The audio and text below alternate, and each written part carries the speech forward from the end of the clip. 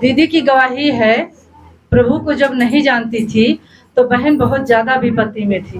बहन बता रही, मैंने नौकरी के खातिर मैंने 1.5 लाख रुपया, एक भाई ने बोला मैं तुझे जॉब दिलवाऊंगी और 1.5 लाख रुपए भाई ने ले लिया। फिर बाद में उसने बताया कि अब नौकरी नहीं मिलेगी और पैसा भी नहीं वापस कर रहा था। तो बहन बहुत रो रही थी और इनके ससुराल वाले इन्हें बहुत मार रहे थे, पीट रहे थे, गाली दे रहे थे। बहन बहुत मतलब एकदम निराश हो गई, उदास हो गई और रोने लगी। ये तब तक परमेश्वर को नहीं जानती थी। और फिर एक दिन क्या हुआ, बहन बहुत ज़्यादा उदास हो गई। रात को 11 बजे अपने पति के पास फोन लगाई और बताने लगी कि आज मैं मर जाऊंगी, आज का दिन मेरा आखिरी है, मैं जीना नहीं चाहती हूँ। जहाँ तक कि इनके ससुराल वाले इन पे कलंक भी लगा दिए कि इसका चाल चलन सही नहीं है। तो इस बात को लेके बहन बहुत रो रही थी कि मेरे माथे पे कलंक लग गया, मैं जीना नहीं चाहती हूँ। अब तुम मेरे बच्चों को देखना। अपने पति से रो रो के कहने लगी रात को 11 बजे, अब मेरे बच्चों को देखना, 2 बेटी हैं, अब मैं जीऊंगी नहीं, आज का रात मेरे सुबह नहीं होगा। ऐसे बहन बता रही है। और बिन बता रही है कि इनके हस्बैंड बोले कि तुम मत रो, मैं तुम्हारे साथ हूँ, ऐसा वैसा कदम मत उठाना। बहन बोली नहीं, मुझे आज लास्ट है, मेरे अंदर से हो रहा था कि मैं मर जाऊं, मैं जीना नहीं चाहती हूँ, मुझे मरना ही है।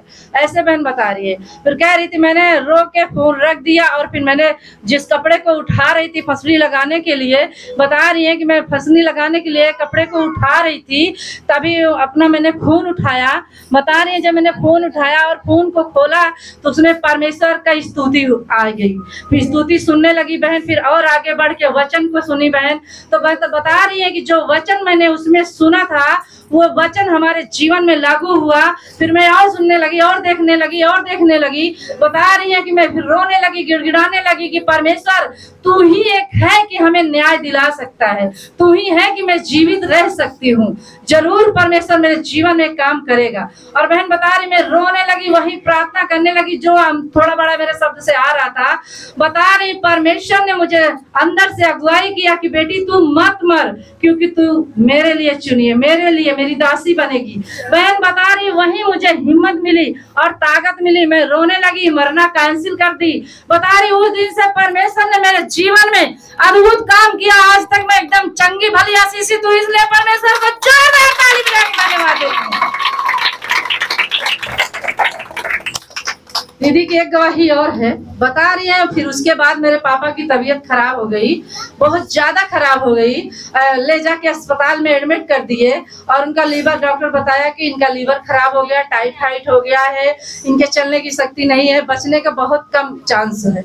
बहन बता रही थी, कह रही थी उसी विश्वास के द्वारा मैं परमेश्वर से रो रो के प्रार्थना कर रही थी कि परमेश्वर तू जीवन देने वाला परमेश्वर है, हम जानते हैं कि तू हमारे पापा को चंगा करोगे। बहन बता रही मैं बहुत रोई, उस रात मैंने इतना रोई। उनकी मम्मी बोल रही थी कि नहीं अब कोई चांस नहीं है, अब नहीं बचेंगे, अब कुछ नहीं हो सकता, डॉक्टर ने जवाब दे दिया। लेकिन बहन का विश्वास था कि नहीं मेरे पापा को परमेश्वर नीचे चंगा करेगा। और बता रही है मैं फिर परमेश्वर ने मेरे से बोला कि जाओ तुम्हारा पापा चंगा हो गया है। और बहन ने बोला कि मैं अस्पताल गई, अपनी मम्मी से बोली कि पापा से बोल दो कि तुम चंगी हो गई हो, यीशु पिता ने तुम्हें चंगा कर दिया है। और बता रही बहन कि उसी क्षण वो भाई चंगे हो गए, आशीषित हो गए, परमेश्वर ने आशीष किया, अब तक चंगे भले हैं, इसलिए परमेश्वर को जोरदार ताली बजा के धन्यवाद देती हूं।